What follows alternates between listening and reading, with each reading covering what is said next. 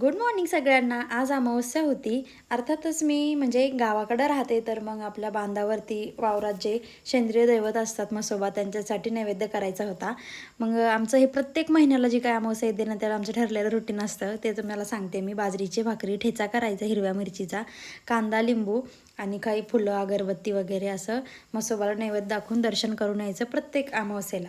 त्यानंतर की नाही, इथं आळणी भात म्हणजेच मीठ न टाकता भात शिजवलेला आहे. त्यामध्ये दही टाकायचं, थोडीशी ज्वारी आणि काळे उडीद टाकायचे आणि ते घराच्या चारही बाजूनी आणि जे आपले जे काही वाहनं असतात कार वगैरे त्याच्या चारही बाजूनी सगळीकडे ते टाकून द्यायचं, म्हणजे शिंपडायचं.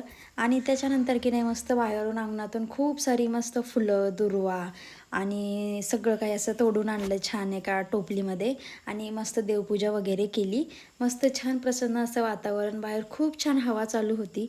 मग मी आमच्या इथे ना नवीनच आम्ही पोर्चच्या साईडने ना पूर्ण चौकोन असा एक बनवून घेतला आहे सिमेंटचं. त्यामध्ये माती वगैरे टाकून काही झाडं बसवलेली आहेत गुलाबाची.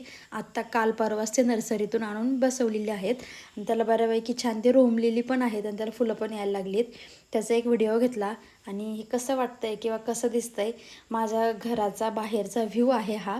मला कमेंटमध्ये नक्की सांगा कसं दिसतंय आणि घर आतून मी तुम्हाला कसं आहे त्याचं होम टूर मी नक्कीच लवकर देणार आहे. त्यानंतर अमावस्या असल्यामुळे हे सासूबाईंनी की नाही हळद गोमूत्रामध्ये हे करायची, मिक्स करायची आणि त्याचा लेप जे काय आपला उंबरठा असतो दरवाजाचा त्या उंबरठ्यावर लावायचे, गोमूत्र आणि हळद.